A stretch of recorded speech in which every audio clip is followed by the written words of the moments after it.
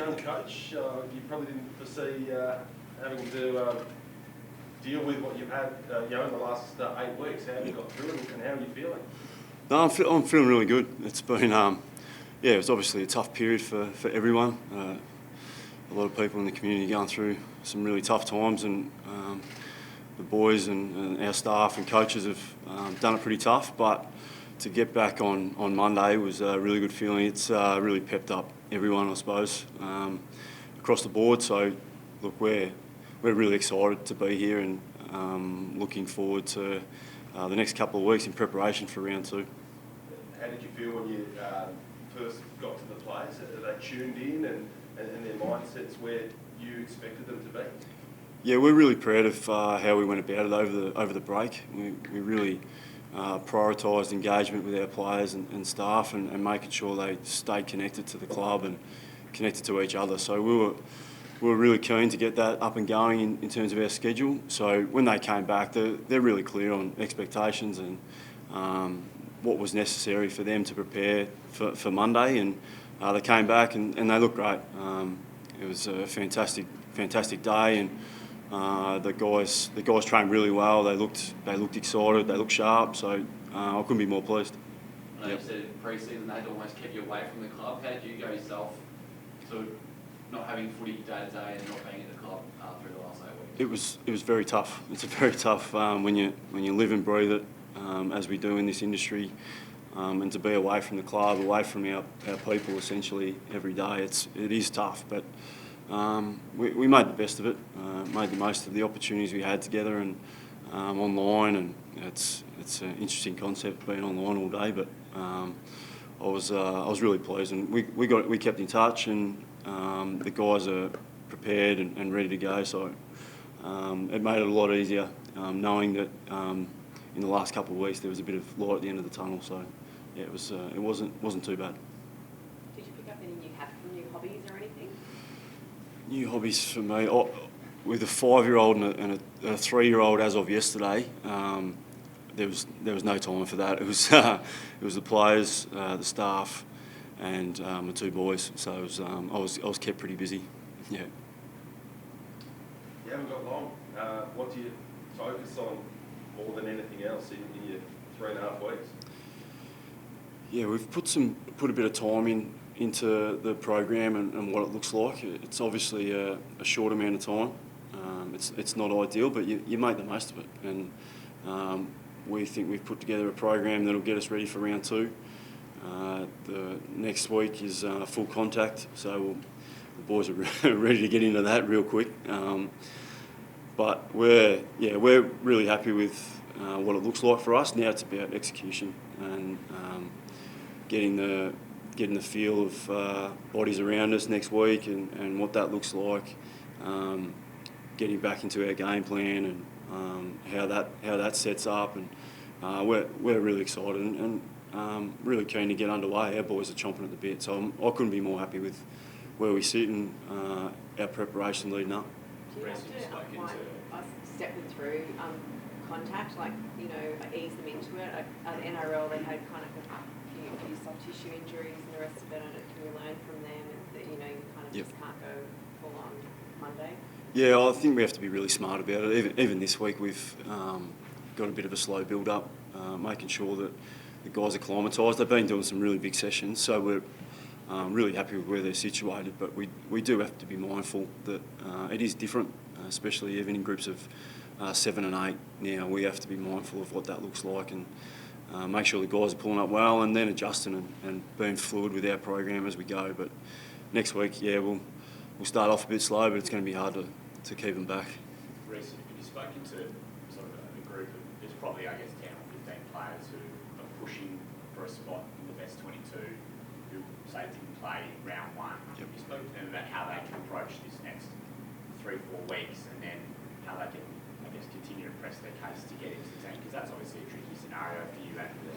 Yeah, it's really difficult, and it's something that we've all had to adapt to across the industry with having no second-tier games.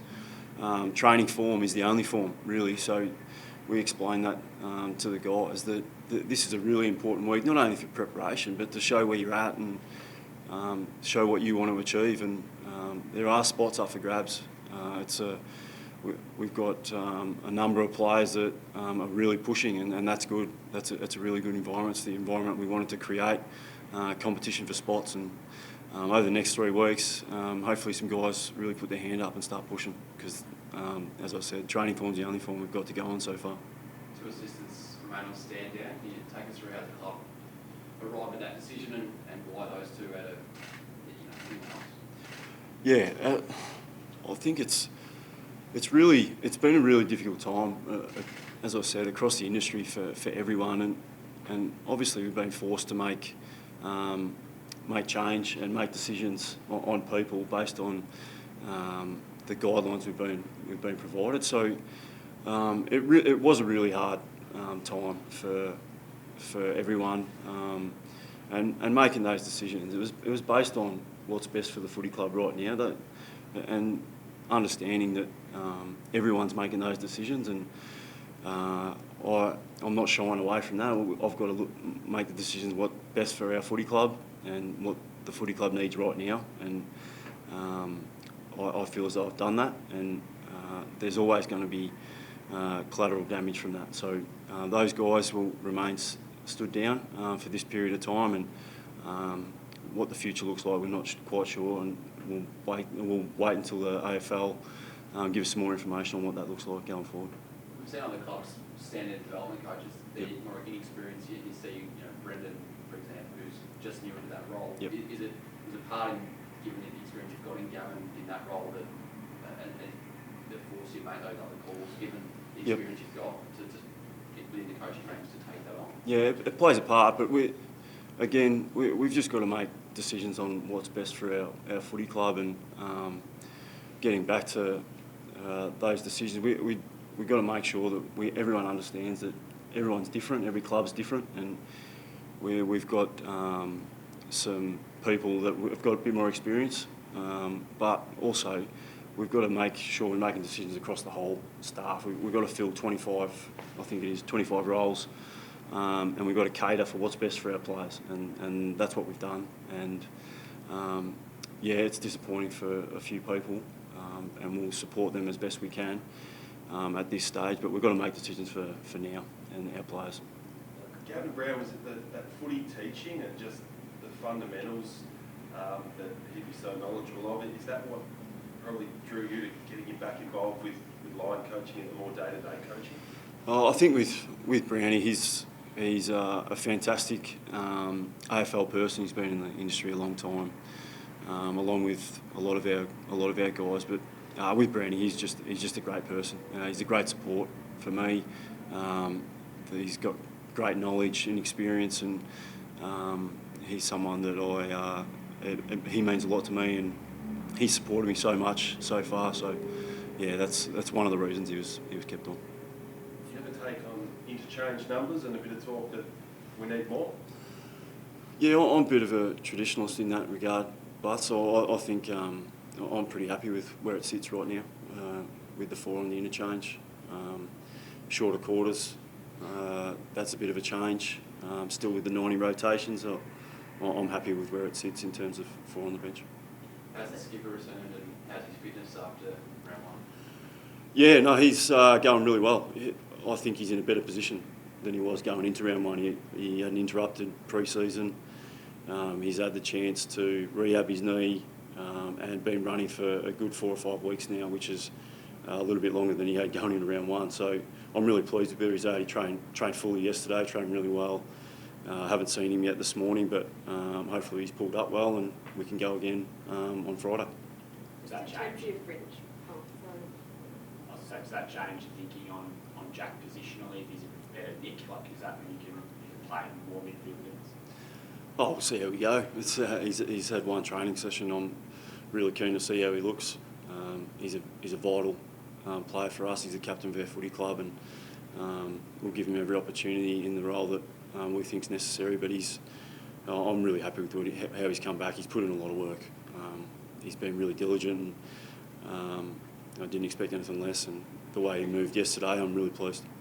Would you maybe look for your fringe players to perhaps even join with another club or like form a side, play some scratch matches, I'm guessing, you know, just so that you've got an opportunity for players coming back from injury or players another chance to push their case for selection. Yeah, I think Buck said it the other day around getting some game time into those guys. I think it's so important. I think it's a no-brainer if at all possible. Understanding that protocols and the environment at the moment is really difficult, but if we can get game time into those guys, I'd be all for it, and I agree with Bucks on that regard.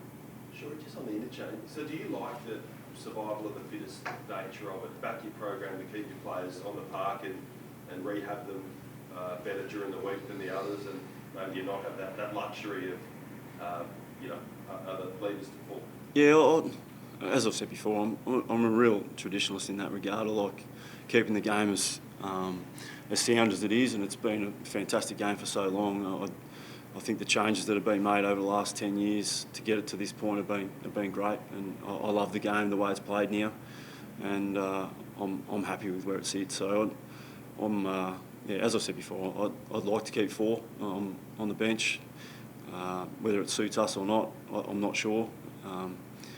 Didn't quite help us too much in the first game. We only had one on the bench since the last half, but it probably showed that the resilience of our group and how we went about, how we were able to adapt to that situation and ultimately come out on top. So I think it provides a different spectacle, and with that kind of survival of the fittest.